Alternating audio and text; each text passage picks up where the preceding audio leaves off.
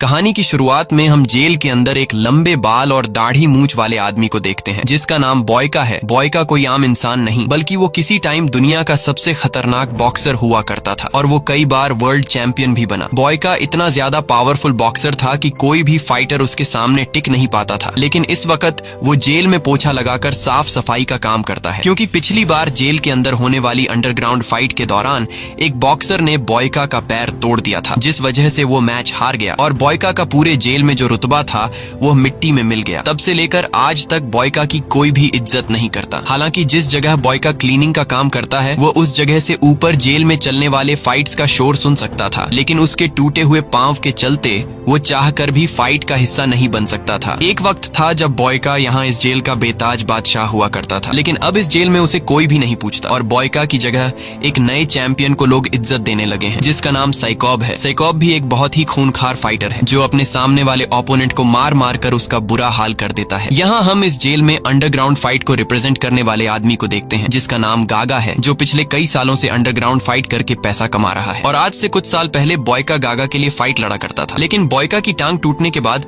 अब साइकॉब गागा का favourite fighter है। फाइट खत्म होने के बाद जब गागा यहाँ से जा रहा होता है तब गागा की नजर बॉयका पर पड़ती है। बॉयका की हालत काफी खराब होती है जिसे देखकर गागा को बॉयका पर तरस आ जाता है। इसलिए गागा अपने एक आदमी को कुछ पैसे देकर उससे कहता है कि जाओ यह पैसे बॉयका को दे दो। और जब वो आदमी बॉयका को पैसे देने आता है तब बॉयका पैसे लेने से इनकार कर देता है। ये देखकर गागा समझ जाता है कि बॉयका अपनी इस जिंदगी से खुश नहीं है, क्योंकि वो किसी टाइम पर एक बहुत ही अच्छा फाइटर हुआ करता था, जिस वजह से आज भी गागा के दिल में बॉयका के लिए इज्जत होती है। इसलिए गागा खुद बॉयका के पास आता है और उससे कहता है कि तुमने मेरे लिए बहुत सारी फाइट्स लड़ी है जिससे मैंने काफी सारे पैसे कमाए हैं, इसलिए मैं चाहता हूँ कि तुम मेरे ये कुछ पैसे कबूल कर लो। लेकिन बॉयका पैसे लेने से इनकार कर देता है और कहता है कि अगर तुम मेरी मदद करना चाहते हो तो तुम अपने सबसे अच्छे फाइटर यानी साइकॉब से मेरी फाइट करवा दो। यह सुनकर गागा हंस पड़ता है और कहता है कि अब तुम टूटे हुए पांव की वजह से नाकारा हो चुके हो और लड़ने की हालत में बिल्कुल भी नहीं हो, इसलिए मैं तुम्हें रिंग में मरते हुए नहीं देख सकता। यह सुनकर बॉयका को काफी बुरा लगता है, क्योंकि एक वक्त इस जेल पर राज करने वाला बॉयका को आज लोग लाचार समझने लगे हैं और ये सब बॉयका से देखा नहीं जाता। इसलिए वो अपने टूटे हुए टांग पर प्रैक्टिस करना शुरू कर देता है और हर रोज एक्सरसाइज करके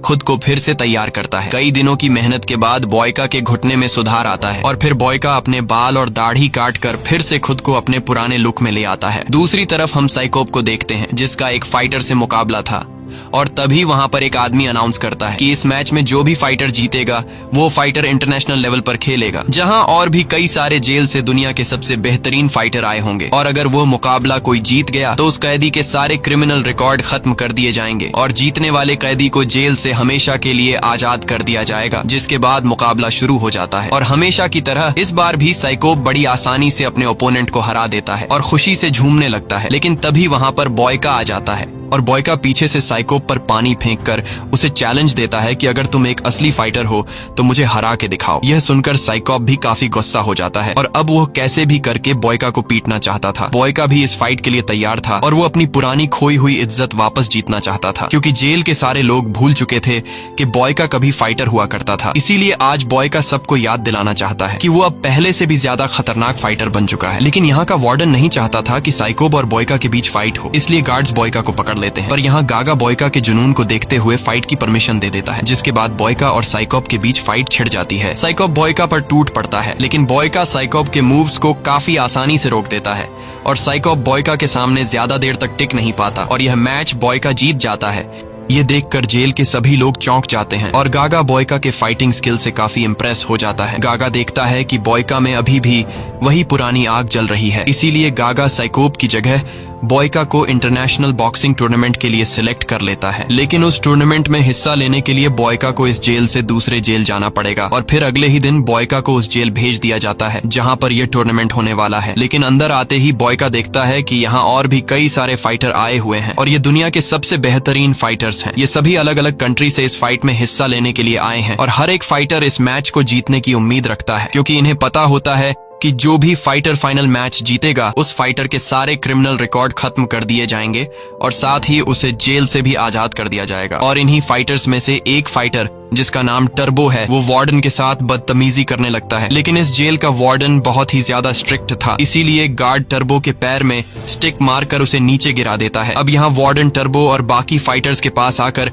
उन्हें इस जेल के रूल समझाता है और कहता है कि अगर किसी ने भी रूल तोड़ा तो उसे सीधा मार दिया जाएगा। इसके बाद इन्हें उस जगह पर ले जाया जाता है जहाँ पर यह फाइट होने वाली है, और वह फाइट रिंग काफी बड़ा था, जिसे देखकर यह सभी फाइटर समझ जाते हैं कि यह फाइट टूर्नामेंट कितना ग्रैंड होने वाला है, जिसे देखने के लिए बहुत सारे लोग भी आने वाले हैं। इसके बाद सभी कैदियों को उनके सेल में ले जाया जाता है और अगली सुबह वार्डन आकर सभी कैदियों से कहता है कि तुम्हें प्रैक्टिस के लिए सिर्फ 1 घंटा दिया जाएगा, बाकी पूरा दिन तुम्हें काम करना होगा। यह सुनकर सभी कैदियों को काफी अजीब लगता है और वार्डन से यह लोग पूछने लगते हैं कि इस तरह से तो हम फाइट के लिए खुद को तैयार नहीं कर पाएंगे। लेकिन वार्डन इनकी कोई बात नहीं सुनता और कहता है कि अगर 1 घंटे की प्रैक्टिस में तुम लोग खुद को फाइट के लिए तैयार कर सकते हो तो ठीक है, नहीं तो तुम लोगों को वापस जेल में भेज दिया जाएगा। अब जेल में वापस जाने के डर से न चाहते हुए यह लोग मान जाते हैं, जिसके बाद इन सभी को एक माइनिंग की जगह पर ले जाया जाता है जहां पर उन्हें काफी बड़े बड़े पत्थरों को तोड़ना है। और अब न चाहते हुए यह लोग काम पर लग जाते हैं। काम के दौरान बॉयका और टर्बो की आपस में बहस हो जाती है और जैसे ही यह दोनों एक दूसरे को मारने के लिए आगे बढ़ते हैं तभी कुछ गार्ड आकर इन लोगों को रोक देते हैं और तभी इनकी नजर पड़ती है एक फाइटर पर जिसका नाम डॉलर है। डॉलर बड़े सुकून से छांव के नीचे आराम कर रहा होता है, उसे वीआईपी ट्रीटमेंट दी जा रही होती है और उसे यहाँ पर कोई भी गार्ड काम करने के लिए नहीं बोलता। यह देखकर सभी लोगों को काफी गुस्सा आता है, लेकिन ये लोग मजबूर थे, इसलिए ये लोग कुछ भी नहीं कर सकते थे और काम पर लग जाते हैं। काम करते करते शाम हो जाती है, जिसके बाद कुछ गार्ड्स इन सभी को गाड़ी में बैठाकर वापस जेल ले आते हैं जहाँ उन्हें 1 घंटा प्रैक्टिस के लिए दिया जाता है। तभी हम डॉलर को देखते हैं जिसके पास वार्डन आता है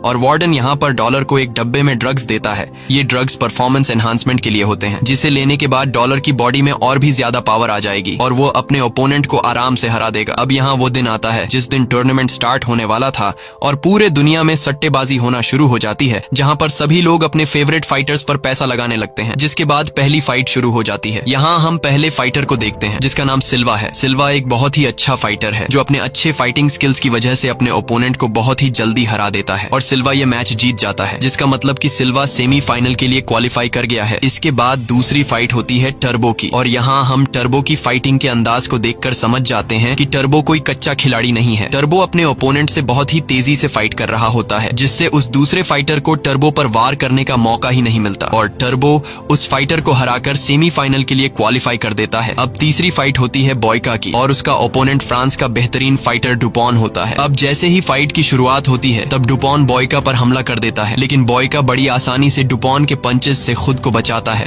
और काफी देर तक लड़ने के बाद बॉयका जब समझ जाता है कि डुपॉन थक चुका है तब बॉयका उस पर हमला कर देता है और बॉयका भी डुपॉन को हराकर सेमीफाइनल में पहुंच जाता है। बॉयका के इस मैच को पुराने जेल में उसके साथ ही देख रहे होते हैं, जिस जेल में बॉयका ने कभी अपना राज चलाया था, और बॉयका का मैच जीतते हुए देखकर उसके पुराने साथी काफी खुश हो जाते हैं। इसके बाद बारी आती है डॉलर की और डॉलर का भी एक दूसरे फाइटर के साथ मैच स्टार्ट हो जाता है। अब जैसे कि हमें पता है कि डॉलर मैच शुरू होने से पहले ड्रग्स लेता है, इसीलिए वो अपने सामने के ओपोनेंट को बिल्कुल टिकने ही नहीं देता और डॉलर उसे मार मार कर उसका बुरा हाल कर देता है। साथ ही डॉलर भी यह मैच जीतकर सेमीफाइनल के लिए क्वालिफाई कर देता है। इसके बाद सारे हारे हुए लोग वापस जाने की तैयारी करने लगते हैं। उन्हें लग रहा था कि उनको वापस अपनी कंट्री भेज दिया जाएगा, लेकिन ऐसा बिल्कुल भी नहीं होता। वार्डन चुपके से अपने लोगों को कहता है कि उन्हें जेल से बाहर ले जाकर मार डालो। इसके बाद गार्ड्स इन 4 हारे हुए कैदियों को एक वैन में बिठाकर जेल से कुछ दूरी पर ले जाते हैं और उन्हें लाइन से खड़ा करके गार्ड्स इन चारों को मार डालते हैं। अगले दिन जब टर्बो और बॉयका को पत्थर तोड़ने के काम के लिए ले जाया जाता है तब इन दोनों को एक ही चेन से पैरों से बांधा गया होता है। अब इन दोनों की पहले से एक दूसरे के साथ नहीं लग रही थी, इसलिए जल्दी ही इन दोनों के बीच बहस छिड़ जाती है और बहस बढ़ते बढ़ते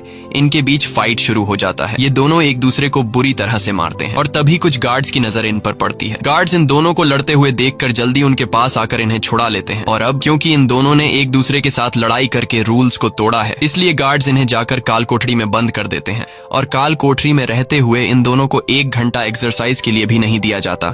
अब जाकर इन दोनों को अपनी गलती का एहसास होता है और ये दोनों एक दूसरे के साथ बातें करने लगते हैं कि हमें आपस में नहीं लड़ना चाहिए। ये दोनों इस बात को समझ जाते हैं कि वार्डन हम दोनों को आपस में लड़ाकर कमजोर करना चाहता है, क्योंकि हमारा मुकाबला डॉलर के साथ होने वाला है। इसलिए इसीलिए हम दोनों को आपस में लड़ने के बजाय डॉलर के साथ लड़ने की तैयारी करनी चाहिए। अगले दिन गागा और टर्बो का मैनेजर इन दोनों से मिलने आते हैं। यहाँ टर्बो और बॉयका इन दोनों को बताते हैं कि हमारे साथ यहाँ पर काफी बुरा सलूक हो रहा है। हमारे से यहाँ पर दिन रात पत्थर तोड़ने का काम लिया जा रहा है, जबकि हम लोग फाइटर्स हैं और हमें फाइट के लिए तैयार होने का ट्रीटमेंट देने के बजाय हमसे मजदूरी ली जा रही है। ये सुनकर गागा और टर्बो के मैनेजर को काफी गुस्सा आता है और ये दोनों सीधे वार्डन के ऑफिस में जाते हैं। यहाँ वार्डन इनकी मुलाकात करवाता है रीजो नाम के एक आदमी से। रीजो जॉर्जिया का सबसे बड़ा डॉन है और रीजो ही यहाँ का इंटरनेशनल फाइट करवा रहा है, यानी कि सारा का सारा कंट्रोल इसके हाथ में है। और रीजो का फाइटर कोई और नहीं बल्कि डॉलर है, इसीलिए डॉलर को यहाँ वीआईपी ट्रीटमेंट दी जा रही है। यहाँ गागा इससे पूछता है कि हमारे फाइटर के साथ ऐसा सुलूक क्यों हो रहा है। तब वो माफिया डॉन गागा से कहता है कि यह सब कुछ जानबूझकर किया जा रहा है। मैंने ही वार्डन से कहा है कि वो बाकी सारे फाइटर से काम करवाए ताकि वो लोग कमजोर हो जाए, और जब फाइनल में मेरे फाइटर डॉलर के सामने जो फाइटर भी आए वह डॉलर के सामने ज्यादा देर तक टिक नहीं पाए। यहाँ माफिया डॉन इन दोनों को यह भी बता देता है कि इस फाइट की शुरुआत से पहले इसका विनर फिक्स हो चुका है और वो विनर कोई और नहीं बल्कि मेरा फाइटर डॉलर है। इसीलिए तुम दोनों को भी मेरे फाइटर पर पैसे लगाने चाहिए। अगर तुम्हें ज्यादा पैसे कमाने हैं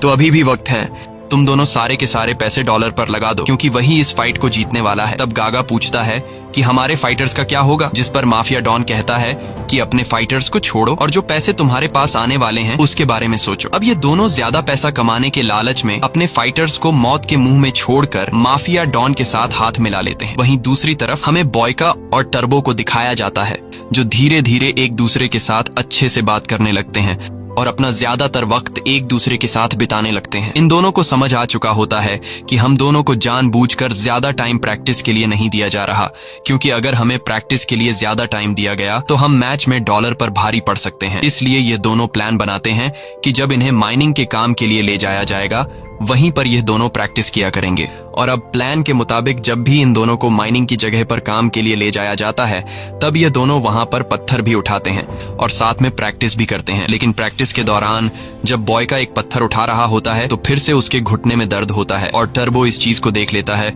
जिसके बाद टर्बो उसे कुछ जड़ी बूटियां देकर कहता है कि इसे अपने घुटने पर लगा लेना, जिससे तुम्हारा घुटना जल्द ही ठीक हो जाएगा। बॉयका टर्बो की इस सजेशन से काफी खुश हो जाता है। यहाँ हम देखते हैं कि अब इन दोनों के बीच कहीं ना कहीं दोस्ती होना शुरू हो गई है। ये दोनों साथ बैठकर खाना खाते हैं और जेल का जो काम भी हो ये दोनों साथ मिलकर करते हैं। तभी बॉयका की नजर पड़ती है टर्बो के सीने पर बने टैटू पर, जिसे देखकर बॉयका पूछता है कि इस टैटू का मतलब क्या है। तब टर्बो बताता है कि यह टैटू मैंने अपनी वाइफ और बेटी के नाम पर बनाया है। मैं पिछले कई सालों से जेल में हूँ और मेरी बेटी को अब तक नहीं पता कि मेरा पिता जेल में है। जब मेरी बेटी मेरे बारे में पूछती है तब मेरी वाइफ उसे झूठ कहती है कि तुम्हारे पिता किसी काम से दूसरी कंट्री गए हैं और जल्द ही आ जाएंगे। ये सुनकर बॉयका को टर्बो के लिए काफी बुरा लगता है। इसके बाद टर्बो बॉयका से पूछता है कि तुम जेल में कैसे आए और एक फाइटर कैसे बने। तब बॉयका बताता है कि ऊपर वाले ने मुझे फाइट के लिए बनाया है और मैं जानता हूँ कि मैं दुनिया का सबसे बेहतरीन फाइटर हूँ। फाइट के अलावा मुझे कुछ भी नहीं आता, इसीलिए मैं फाइट लड़ता हूँ ताकि दुनिया जाने कि मैं कौन हूँ। और अब वो दिन आ जाता है जिस दिन बॉयका और सिल्वा का सेमीफाइनल होने वाला है। सिल्वा बहुत ही फास्ट और स्ट्रांग है। सिल्वा को उसके फुर्तीलेपन के लिए जाना जाता है। ये दोनों ही प्लेयर आज का मैच जीतने के लिए पूरी तैयारी करके आए होते हैं, क्योंकि ये दोनों जानते थे कि अगर आज का मैच जो प्लेयर जीत गया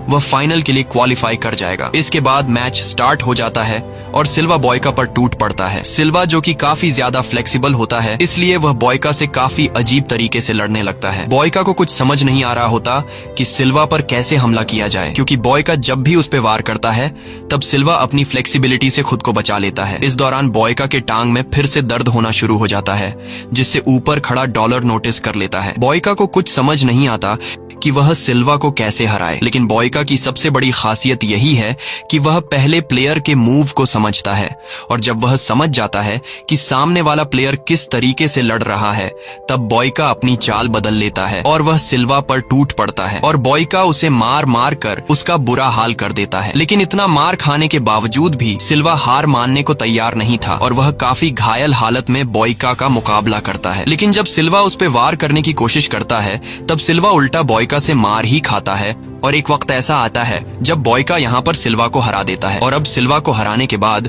बॉयका पहुंच जाता है फाइनल में। बॉयका को फाइनल में जाता देखकर वहां पर मौजूद कैदी काफी खुश होते हैं, लेकिन माफिया डॉन रीजो की मुसीबत बढ़ने लगती है क्योंकि बॉयका को सिर्फ 1 घंटा प्रैक्टिस देने के बावजूद भी उसने एक बहुत ही अच्छे फाइटर सिल्वा को हरा दिया। ये देखकर माफिया डॉन काफी परेशान हो जाता है क्योंकि अब अगला सेमीफाइनल मैच टर्बो और डॉलर के बीच होने वाला था। इसीलिए उसे डर रहता है कि कहीं टर्बो मेरे फाइटर डॉलर को सेमीफाइनल में हरा न दे। ये सोचकर माफिया डॉन सीधा जाता है जेल के वार्डन के पास और वार्डन से कहता है कि हमने जितना सोचा था बॉयका और टर्बो उससे ज्यादा खतरनाक है, लेकिन बॉयका ऑलरेडी फाइनल में पहुंच चुका है।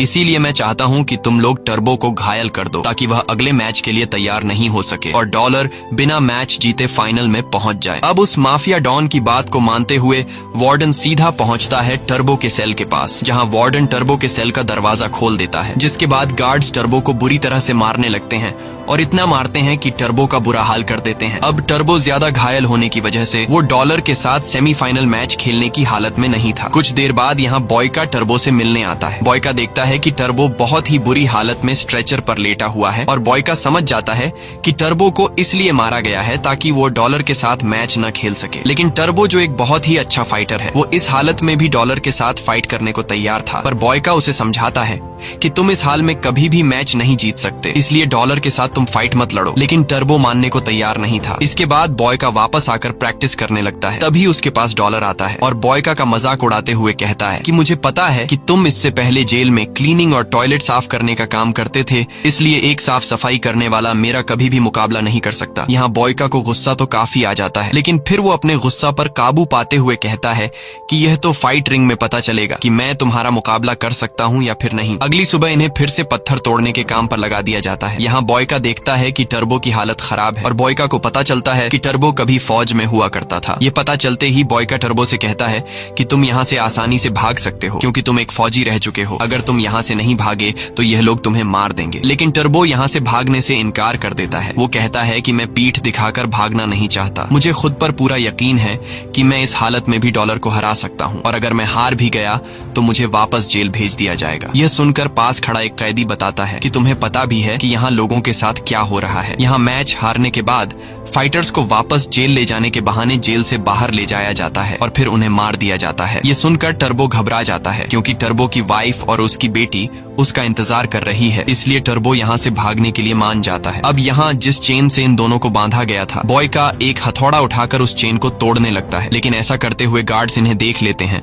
और गार्ड्स दौड़कर इनके पास आते हैं, जिसके बाद टर्बो और बॉयका उन गार्ड से लड़ने लगते हैं और कई सारे गार्ड्स को मारने के बाद उन्हें एक गार्ड के पास चेन की चाबी मिल जाती है, जिससे बॉयका टर्बो के पैर से चेन को खोल देता है और टर्बो यहाँ से भाग जाता है। अब टर्बो को भगाने में मदद करने के लिए गार्ड्स बॉयका के पास आते हैं और उसे मार मार कर बेहोश कर देते हैं। बॉयका की जब आंख खुलती है तब वो एक सेल के अंदर खुद को जंजीरों से बंधा हुआ पाता है और कुछ ही देर बाद बॉयका के पास जेल का वार्डन और माफिया डॉन आते हैं। माफिया डॉन बॉयका से कहता है कि तुमने यहाँ का रूल तोड़ा है, तुमने यहाँ से एक कैदी को भगाने में मदद की है, इसलिए अब तुम्हारा मुकाबला फाइनल में डॉलर के साथ होगा। यह सुनकर बॉयका समझ जाता है कि यह लोग मुझे किसी भी कीमत पर जीतने नहीं देंगे, इसलिए बॉयका उनसे कहता है कि मैं अपने मैनेजर गागा से मिलना चाहता हूँ और तभी पीछे से गागा आ जाता है, जो कि पहले से बॉयका से छिपकर पीछे खड़ा हुआ था। यहाँ गागा बॉयका से कहता है कि मैं तुमसे ज्यादा पैसों से प्यार करता हूँ। ये सुनकर बॉयका समझ जाता है कि गागा भी इनके साथ मिला हुआ है। अब यहाँ हम देखते हैं कि डॉलर का फाइट होने वाला था सेमीफाइनल में टर्बो के साथ,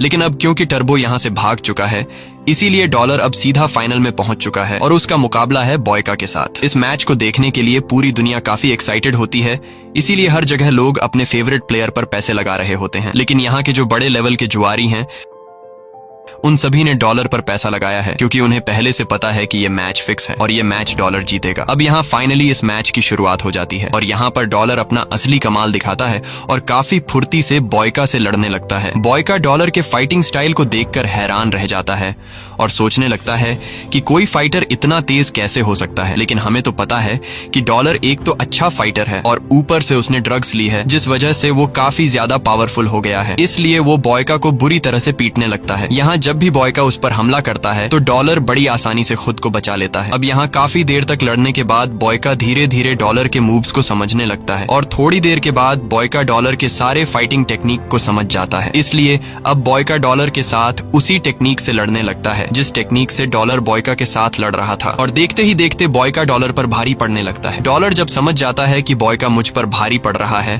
तब डॉलर बॉयका के कमजोर पार्ट्स पर अटैक करता है, क्योंकि डॉलर को पहले से पता था कि बॉयका का घुटना टूटा हुआ है। इसीलिए वो बॉयका के घुटने पर वार करने लगता है, जिससे बॉयका को काफी तकलीफ होने लगती है और बॉयका डॉलर के सामने कमजोर पड़ जाता है। लेकिन बॉयका अभी भी हार नहीं मानता और वो डॉलर से लड़ने लगता है। लेकिन घुटने में तकलीफ होने की वजह से वो डॉलर का पहले की तरह मुकाबला नहीं कर पाता और इसी मौके का फायदा उठाते हुए डॉलर बॉयका पर टूट पड़ता है और उसका बुरा हाल कर देता है। और आखिर में डॉलर बॉयका को इतने जोर का किक मारता है जिससे बॉयका रिंग से बाहर गिर जाता है। यहाँ पर मौजूद सभी लोगों को लग रहा था कि बॉयका हार चुका है, इसीलिए रेफरी काउंटिंग शुरू कर देता है और अगर रेफरी के 10 तक काउंटिंग करने तक बॉयका वापस रिंग में नहीं आया तो बॉयका हार जाएगा। यहाँ बॉयका अधमरी हालत में रिंग के बाहर पड़ा होता है और तभी उसे याद आता है कि वो कैसे जेल में साफ सफाई का काम किया करता था और लोग उसका मजाक उड़ाया करते थे। इसलिए बॉयका समझ जाता है कि अगर आज मैंने हिम्मत हार दी तो फिर मैं हमेशा के लिए लोगों का मजाक बन के रह जाऊंगा। इसलिए बॉयका अपने पैर पर वाइपर का कपड़ा बांध लेता है और एक बार फिर से जैसे तैसे हिम्मत जुटाकर बॉयका रिंग में आकर खड़ा हो जाता है। ये देखकर डॉलर के साथ साथ वहाँ पर मौजूद सभी लोग हैरान रह जाते हैं। तब डॉलर एक बार फिर से आता है हमला करने के लिए, लेकिन बॉयका अब अपने फाइटिंग स्किल्स का दूसरा टेक्निक इस्तेमाल करता है और डॉलर को बुरी तरह से पीटने लगता है। यहाँ डॉलर कुछ भी नहीं समझ रहा होता कि बॉयका के पंचेस को कैसे रोका जाए। यहाँ जितने भी कैदी होते हैं वो सभी बॉयका का नाम पुकारने लगते हैं और बॉयका भी अपनी पूरी ताकत लगाकर डॉलर को पीटने लगता है। बॉयका इतने फास्ट तरीके से पंचेस बरसाता है कि डॉलर को खुद को बचाने का मौका ही नहीं मिलता और आखिर में जब डॉलर समझ जाता है कि बॉयका मुझे हरा देगा, इसलिए डॉलर अपना आखिरी दांव चलाते हुए जोर से बॉयका को किक मारने की कोशिश करता है। लेकिन डॉलर जिस पैर से बॉयका को किक मार रहा होता है तब बॉयका उसका वही पैर तोड़ देता है, जिससे डॉलर नीचे गिर जाता है और फाइनली ये मुकाबला बॉयका जीत जाता है। बॉयका की जीत को देखते हुए वहाँ पर मौजूद सभी लोग खुशी से झूमने लगते हैं, लेकिन इस टूर्नामेंट को ऑर्गेनाइज करने वाला माफिया डॉन और उसके साथी काफी उदास हो जाते हैं, क्योंकि उनके डॉलर पर लगाए हुए ढेर सारे पैसे डूब गए। और अब क्योंकि वार्डन और माफिया डॉन के कहने पर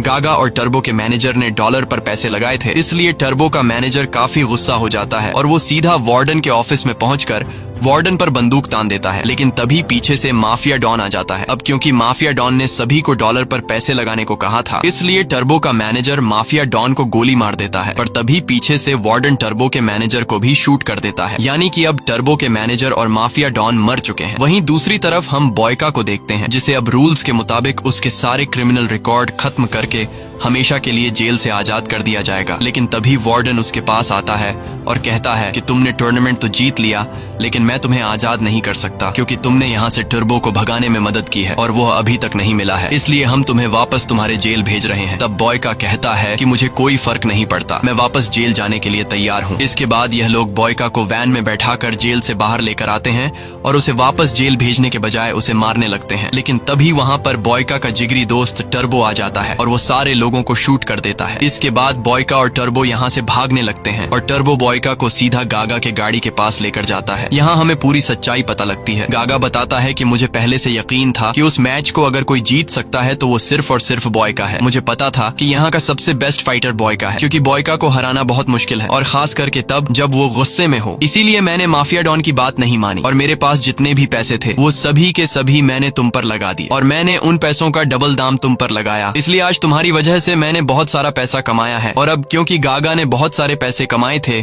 इसलिए वो एक सूटकेस में बॉयका को ढेर सारे पैसे देकर आजाद कर देता है। इसके बाद गागा गाड़ी रोक देता है ताकि बॉयका यहाँ से अपने गांव चला जाए। लेकिन जाने से पहले टर्बो आकर बॉयका को गले लगाता है और टर्बो बॉयका का शुक्रिया अदा करता है, क्योंकि उसकी वजह से आज वो जिंदा है। साथ ही टर्बो कहता है कि आने वाले दिनों में हो सकता है कि हम दोनों के बीच फाइट का एक मैच हो, ताकि पता चल सके कि हम दोनों में से कौन बेहतर फाइटर है। ये कहकर टर्बो गाड़ी में बैठ जाता है और गागा के साथ जाने लगता है और बॉयका भी हाथ में पैसों से भरा हुआ सूटकेस लेकर अपने गांव की तरफ निकल पड़ता है। यहाँ हम देखते हैं कि बॉयका के चेहरे पर काफी खुशी होती है। इसी के साथ ये कहानी खत्म हो जाती है। अगर आपको यह वीडियो अच्छी लगी हो तो हमारे चैनल को सब्सक्राइब और वीडियो को लाइक जरूर कीजिएगा।